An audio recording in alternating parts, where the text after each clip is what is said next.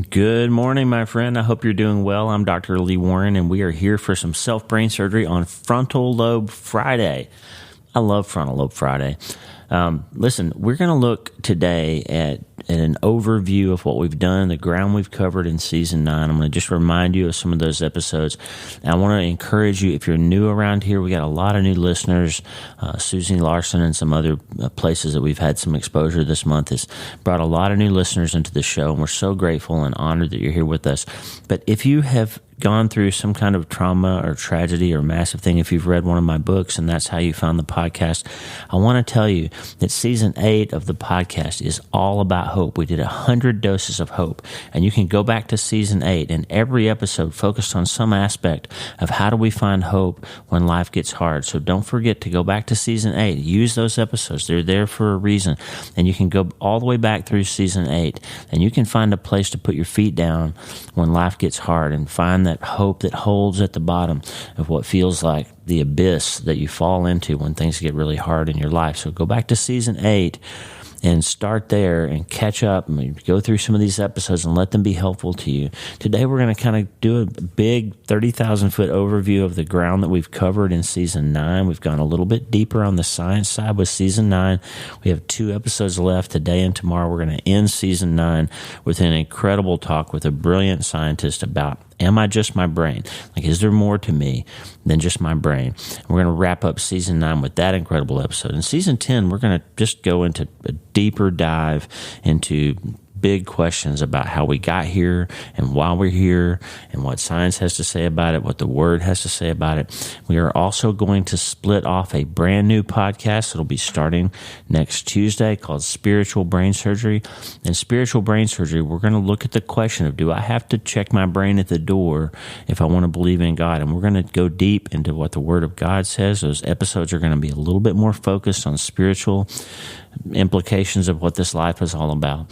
We're going to have Tuesdays with Tata in there and Theology Thursdays in there and some other great content for you. And episodes that are primarily spiritual, or when we talk about an author or a book that's really all about something faith-related, we're going to have those episodes in one place for you. So Spiritual Brain Surgery is going to be a special place.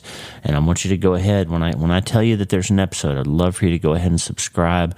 When you start a new podcast, it shows up on the algorithm better for people to find out about it if more people are subscribing and commenting and leaving reviews and all that. So I'm going to need your help to make sure that that show gets off to a good start. And we're trying to sort of shine a light in the darkness for people, okay?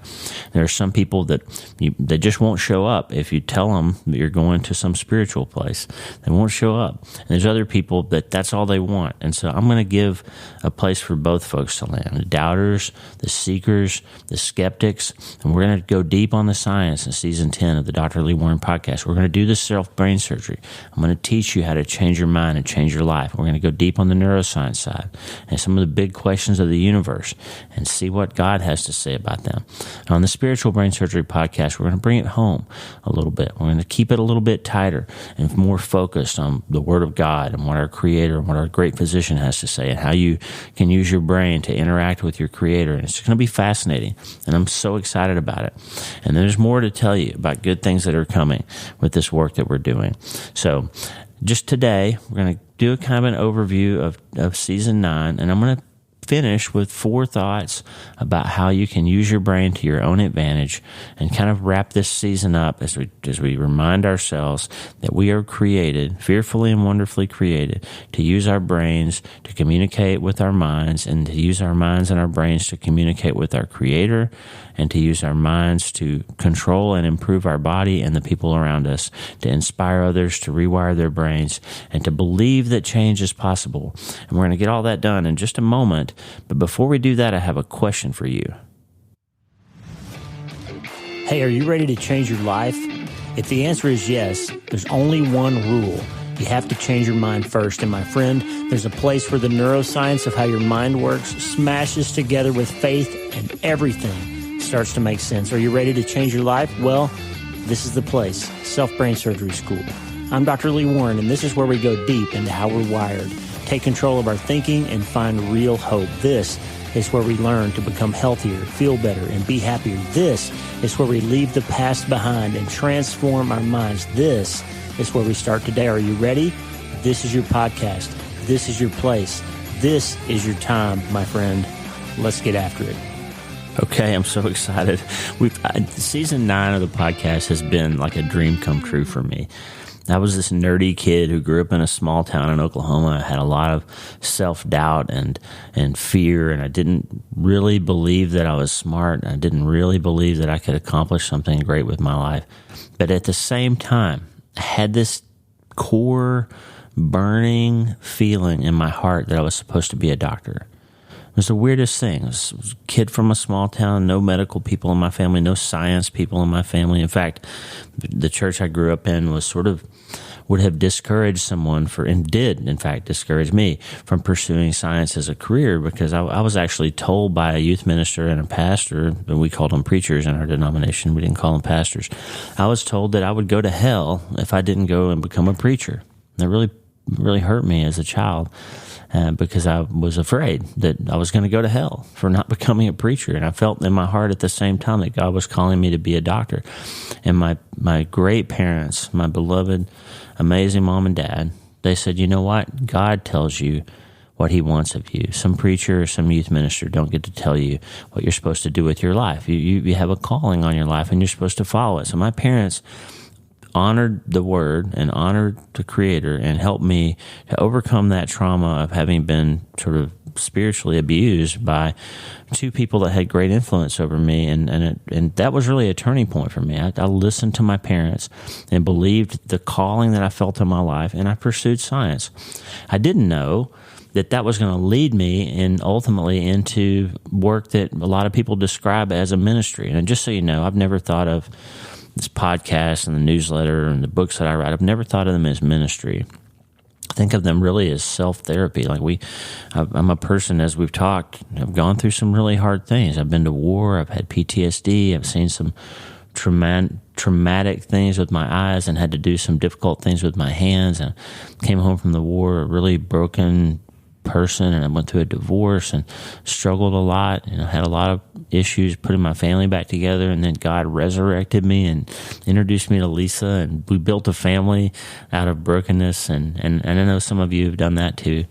And God really built a story in our life that there is resurrection. He can restore the years that the locust has eaten, as Joel says in the Old Testament. He can, and he did this great work. And then right when we were getting our family together, we lost our son Mitch, and then tragedy struck again. And out of all of that pain and all of that tragedy was birthed this idea that I could find my way forward and therefore be able to shine a light on the path for my family's way forward by writing and speaking and talking and being vulnerable and honest about what we're going through. And somehow God gave me a tool set that I didn't know that I had, which was to be able to process hard things and put words around them that then help other people process their hard things too. And that led to podcasting and to all this work. And so here we are 11 years after, 10 and a half years after the hardest thing I've ever been through, losing my son. And now I get to talk to you every day, or almost every day. And we have 160 countries around the world. Shout out to Sierra Leone, by the way. We were in the top 20 in Sierra Leone last week. Never been there. Love hearing about your beautiful country. I've been reading about it, and grateful that you're listening, and we're praying for you. So I want to just remind you that we got into season 9, and it was like a dream come true for me, because I was this nerdy kid who loved science and didn't understand that being a doctor was going to lead me into what really could be described as ministry, because I'm using my scientific knowledge and my experience and background to help other people understand who they are and how they're wired and what they can do with their brains and their bodies, and how we can honor God in the purpose, and how we can honor God in the process of finding our purpose.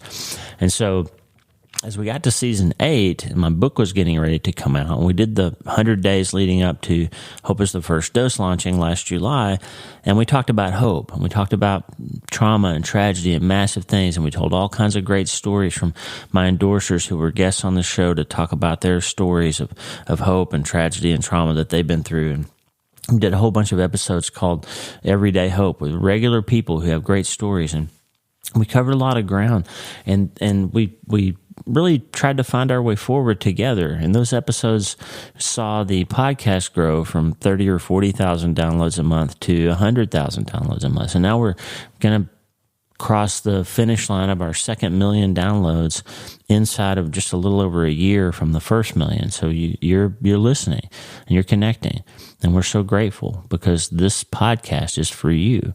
Like I wake up in the middle of the night and think about what my friend out there in London or in South Africa or in Detroit or in Omaha would be benefited by and blessed by to talk about today. And I'm so grateful for you, and I love hearing from you. You can always email Lee at drleewarren.com. You can leave us a voicemail, speakpipe.com/Dr. Lee Warren. You can let us know what you're going through, how you found the show, or how you found my books, and we love to talk. And remember, I can't give you specific medical advice. I can't be your doctor on the internet. I can be your doctor in the office in North Platte, Nebraska if you need a neurosurgeon, but I can't be your doctor here. I can't answer specific medical questions, but we love to hear from you. We love to interact with you. But you need a therapist or a doctor or a pastor or somebody in your real world, your real life, to answer specific medical or psychological questions for yourself. So I can't answer really detailed personal questions. You understand that. But so as we got into season 9, I wanted to go deeper into the science.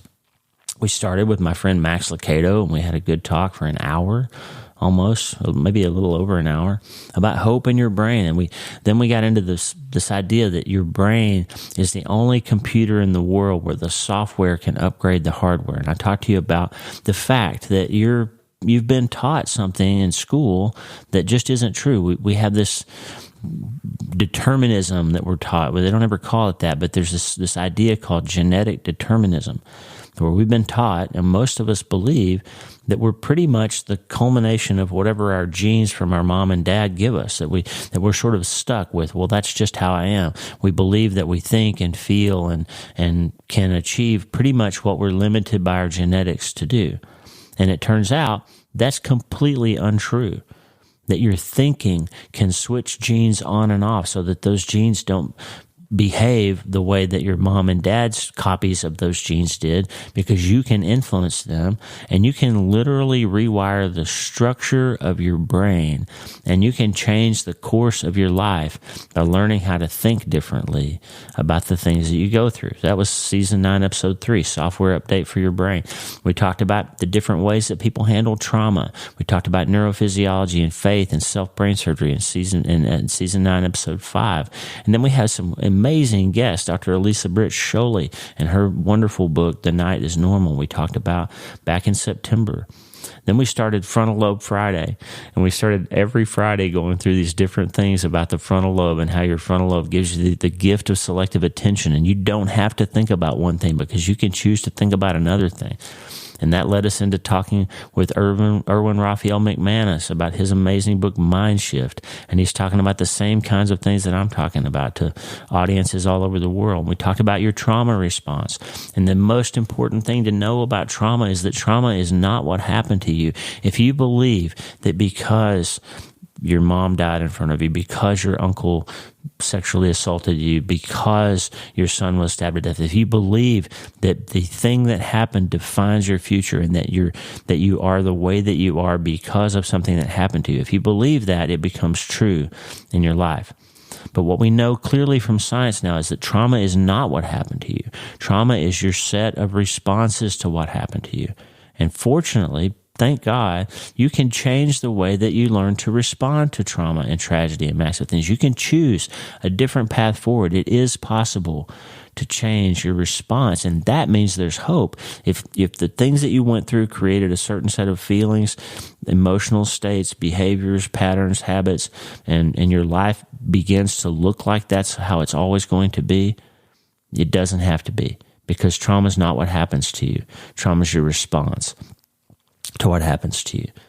We had a whole series of episodes about anxiety and fear and about how self-brain surgery isn't self-help. And the only part of self-brain surgery that you do yourself is to convince yourself that you can't do it by yourself. And there's a whole path forward in self-brain surgery that's not at all up to you or only on your shoulders. We talked about how your genes behave and the way that you can switch genes on and off with your thinking, and how important it is to find that immediate early hope in Season 9, Episode 17. That's one of my favorite episodes of all time. I love that episode because you learn that you can change how your genes behave by changing how you think. We talked about different ways that God shows up and how labels that we've accepted from other people don't have to decide who we really are. And I taught you an important principle. I even think I named it after myself in the episode. I think I called it Warren's Law of Labels. But the idea that what's on the label of something doesn't actually have any power to define what's inside the container. And just because somebody called you a dummy, or just because you decided that you're never going to amount to anything because your dad said that, or just because you got this label on you that says afraid or anxious or traumatized, that doesn't mean that's who you are. It just means it's how you're living.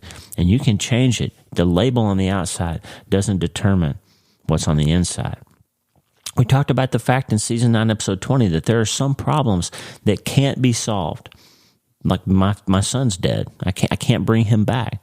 My son Mitchell is gone. I can't bring him back. I can't solve that problem. So if I think the problem that's hurting me in my life is that I lost my son, I'm really hopeless, because that's not going to change in this lifetime. So there are some problems that you can't solve. What next? What next? That's when we get into thinking about the Westminster Shorter Confession, which is, what's our purpose? We're here to glorify God and enjoy Him forever. And if that's our purpose, and how do we find a way to live that purpose even when we've gone through really hard things? We talked about how anxiety makes us think we're always in a fight, and there's multiple ways. There's at least 5 ways to change your mind about that. And part of that is to look hard at your internal stories and the internal structures that you've built around your life. I gave you some first aid for your nervous system and code red for emotional emergencies in episode 25. And we talked about psychobiology and neurobiology of how your memories aren't a fair fight. When you think you can go back in time and relive those memories and blame yourself for different things that you should have or would have or could have or wish you had done, it's not a fair fight. Because of the psychobiology of how memory works, you're always comparing your past self with what you know now, and it's not a fair fight. And that episode, Season 9, Episode 26 from October 19th, will really help you if you're stuck with ruminating on memories and moments from the past. We had a bunch of great Frontal Lobe Friday episodes in Season 9. We talked about Jesus and Einstein and how time works in both directions, and that there's even some evidence that you shouldn't stop praying for things even after they seem to be settled, because time isn't what you think it is. We talked about how just a teeny tiny dose of hope is enough sometimes in episode 32. We talked about some really complex neuroscience things that give you great hope in episode 31. We talked about our internal structures and how those things are what holds us up when the hardest thing happens back in episode 60. So I'm giving you a big overview. We've gone down the road of what your frontal lobe's about. We've gone down the road of how quantum physics interplays with your nervous system and how you can really solve problems that seem unsolvable by learning how to operate your mind more effectively. And I've given you a bunch of new self-brain surgery Saturday operations. We've talked a lot about epigenetics and neurobiology and gene expression and interpersonal neurobiology and neurodynamics of how you can relate to other people and how your internal state affects those around you. We had some amazing guests, Michael Gillen and Philip Yancey and John Burke, talking about near-death experiences and the beautiful way God shows up. And back in episode 41, we talked about, am I just a sack of neurons? And that episode's going to come back and be important to us as we get into the final episode of Season 9 with Sharon Durkix to talk about, am I just my brain? And I think those two would be a great 1-2 punch for you. So maybe sometime before tomorrow, go and listen to Season 9, Episode 41 from back on November 4th, and listen to that Am I Just a Sack of Neurons episode. It's going to be helpful to you. Season 9, Episode 42, I gave you an operation for what to do when you're stuck that'll really help you. We talked about how positive thinking isn't just tricking yourself. It's not just a trick to make you feel better. It's actually learning how to change your mind. And it actually changes gene expression. We did 2 episodes in a row, episode 46 and episode 47, about positive thinking and how it's not just a trick for your brain. And then as we got into the middle part and the last 2/3 of Season 9, Gave you some things to think about with thought cancer and how to overcome it, how to prepare more and worry less, how your gut-brain axis influences what your brain and your thinking and your mind does. And that's when I started telling you about important supplements like Peak and Armor and Athletic Greens and things that Lisa and I take every day, because what you put in your gut affects how you feel, it affects how your brain works, it affects the clarity of your thinking. That's why there's always a link in the show notes to our affiliate partners, Peak and Armor, to help you feel better and have better fuel in your gut and protect you from viruses and toxins that are in your food that you eat sometimes. Those things are important, and that's what we talked about in episode 49. We had some more guests like Corey Weathers to talk about how the military culture is changing and how that can influence you even in your mindset. We talked about worldview and how important that is. I've given you a bunch of great Theology Thursdays. In fact, we started Theology Thursday during season 9, which is one of my favorite episodes, and that's going to be really a core. Tuesdays with Tata and Spiritual Brain Surgery with Theology Thursday are going to be the core of this new podcast. We got into the holiday season. We had Tish Harrison Warren and Kayla Craig talking about liturgy and Advent and the importance of keeping a liturgical calendar and how your prayer life can be benefited by the prayers of others. We had a great interview with Granger Smith, another bereaved father, about his book, Like a River, back in November 24th. Haven't heard that one. It's very helpful. And then I taught you about the default mode. And we talked about how your baseline thinking affects everything about your life and how you can train your default mode to be less focused on self, and it will help you become happier. I gave you multiple episodes about the different levels of self-brain surgery and how you can take it to the deepest possible level and really change your mind, improve your default mode thinking, and change the impact of your life on others by getting your mind under control. We even gave you permission to be sad on Self-Brain Surgery Saturday back on December 2nd. And as we came towards the end of the year, I gave you a bunch of episodes about hope and about starting over and about swinging the sword on Frontal Lobe Friday to get that Word of God working for you and get your mind working on your behalf. I gave you 2 episodes about the top 10 books that I read, my favorite books of the year, and those are worth going back and listening through. We had our friend Susie Larson on for a 1-2 punch, 2 episodes in a row in the middle of December, and you should go listen to those. One of my all-time favorite conversations was my conversation on December 30th with Lee Strobel about his unbelievable book, Is God Real? And that was worth going back. And one of the most important episodes I've ever done was called Hungry, Hungry Hippocampus. And we talked about that on Mind Change Monday. And I think you should go back and listen to that one because it's incredibly, incredibly important to understand what your hippocampus is all about and how it affects your frontal lobe, how it affects your thinking. That was from December 4th, episode 67, and understanding how your hippocampus is designed and how it helps you avoid the short circuit that leads inevitably into anxiety and depression and fear.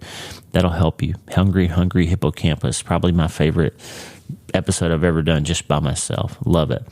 And we wrapped up the last part of the season. We talked about prehab when you're having suffering, getting a good theology around suffering, changing your perspective and how important that is. We gave you the first episode of how prayer affects your brain on January 5th, and we're going to have part 2 of that inside the Spiritual Brain Surgery podcast soon.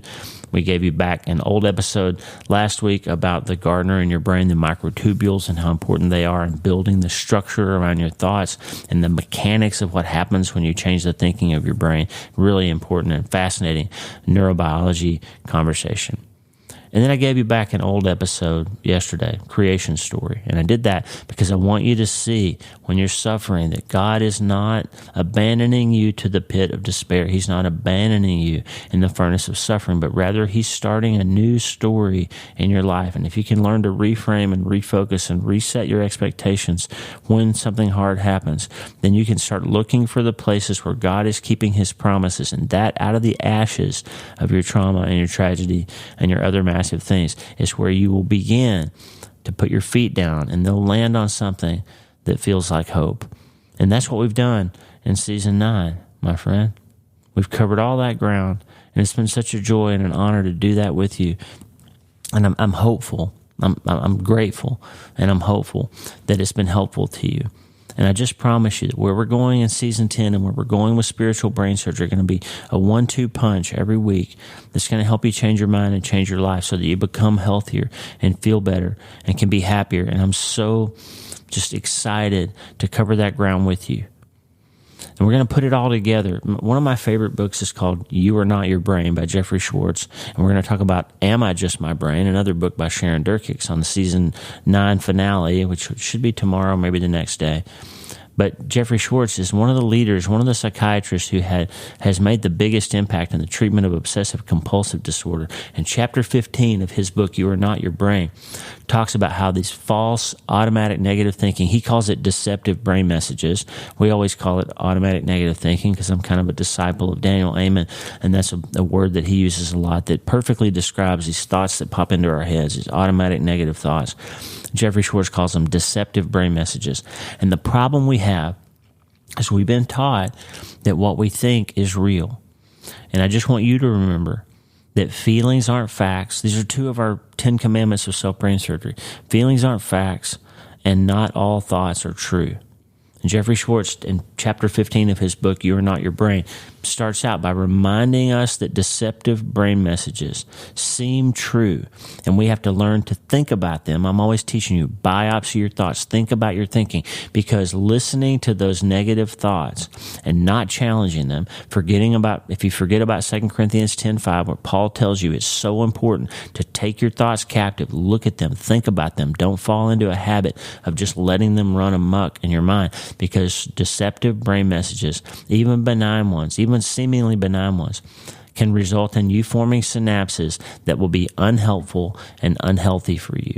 And the more you use Hebb's law to wire neurons together, to fire together that aren't helping you, the better your brain begins to become at hurting you instead of helping you. When you focus and direct your attention on something that's automatically negative and you begin to believe it as if it were true and don't challenge that thought, then the quantum Zeno effect comes in and starts to define your reality in a negative way that's not based on truth. And then you're never going to land in a good place. I'll just tell you, if you make a wrong turn in your car, if you're taking a drive across the country and you're supposed to go to Denver from North Platte, you need to be driving west.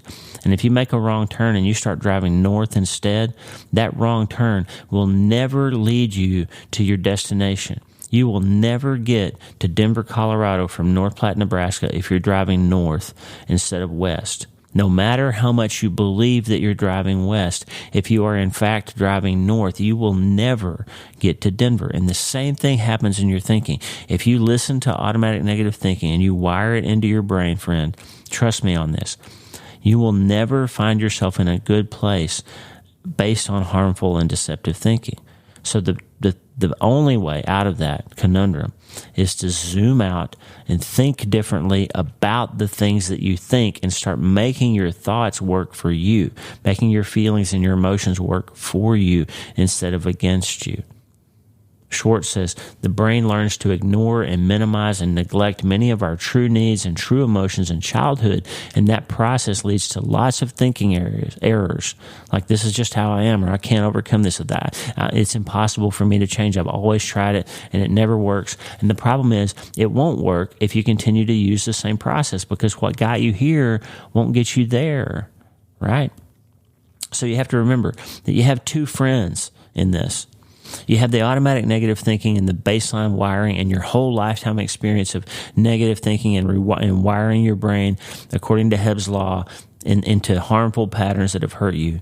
And that's your enemy. And I believe there's actually a spiritual enemy involved in that process too, who wants you to have your life be stolen, killed, and destroyed, as Jesus said that the enemy wants of you in John 10:10.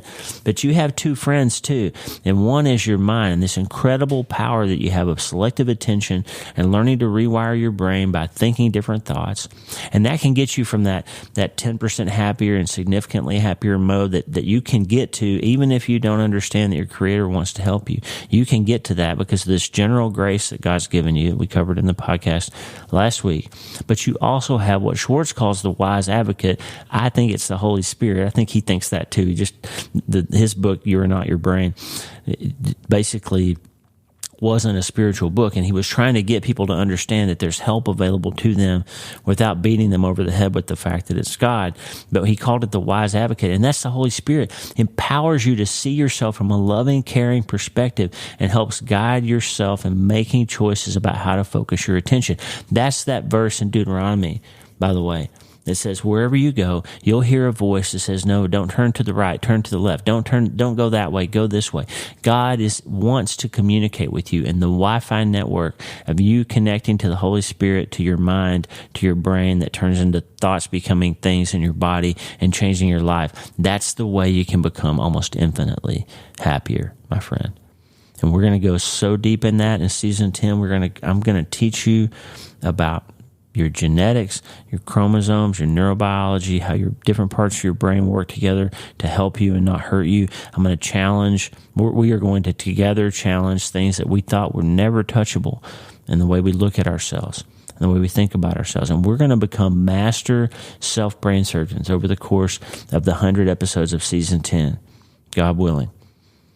We're going to learn, and you're going to start to believe that you're not responsible for the initial thought, urge, impulse, sensation, desire, or cravings that pop into your mind, as Jeffrey Schwartz said. You're not responsible for the pop-in negative thought, but you are responsible for what you do with those thoughts. And if you learn to challenge them, notice your deceptive brain messages, as Schwartz says, notice your automatic negative thoughts, as Daniel Amen says, biopsy your thoughts, as Dr. Warren says, and learn to look at them critically and decide how you're going to act and focus your attention on acting and thinking and behaving and moving forward in a better way than you have before. Then you'll finally break the cycle of what got you here and be able to get there instead, because hope is the belief that you can get there from here. Hope is a verb. It's not an accident. It's based on memory of people having gotten through things before, of you having gotten through things before, of God making promises before about what He wants to do and will do for you, and then moving towards the reality of those things and watching them come true. That's how we flex the muscle of hope. Okay? Friend, you can learn to do the 4 R's, as Jeffrey Schwartz says, the 4 things that you can do. You can relabel your automatic negative thoughts. You can reframe them and understand to look at things from a different perspective, as we talked about a couple of days ago. You can refocus your mental energy and your force on the change that you want to see, and get your brain working for you and not against you, and listening to the healthy messages that your wise advocate, that the Holy Spirit is communicating with you. And you can start changing your automatic responses to become more positive.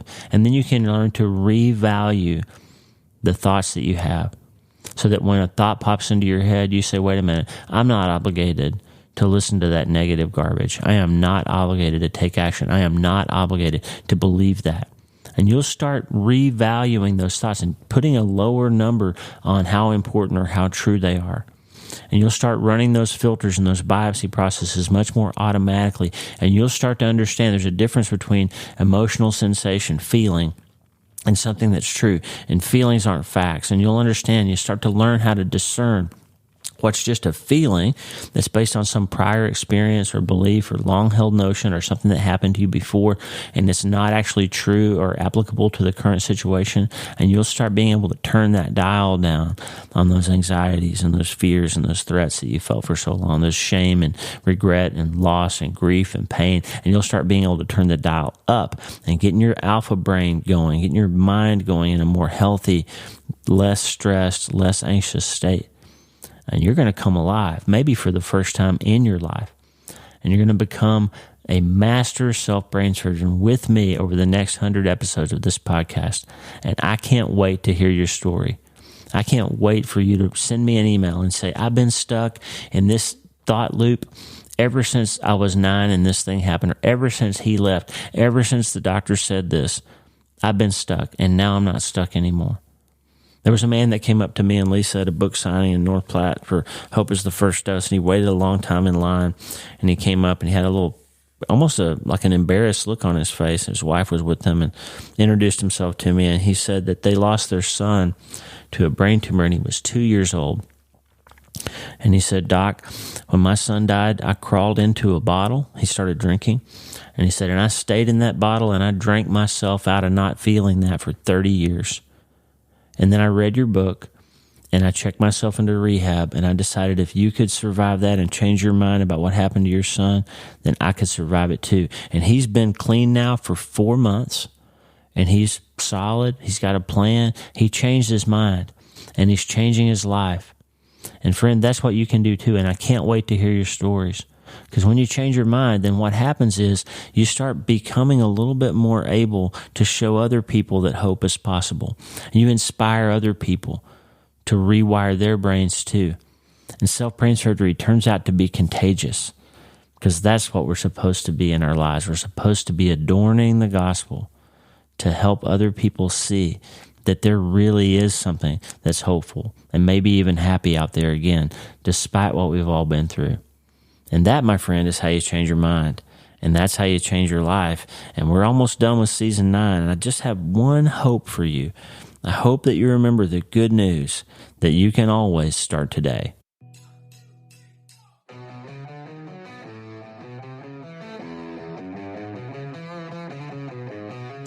Hey, thanks for listening. The Dr. Lee Warren podcast is brought to you by my brand new book, Hope is the First Dose. It's a treatment plan for recovering from trauma, tragedy, and other massive things. It's available everywhere books are sold, and I narrated the audiobooks. Hey, the theme music for the show is Get Up by my friend Tommy Walker, available for free at TommyWalkerMinistries.org.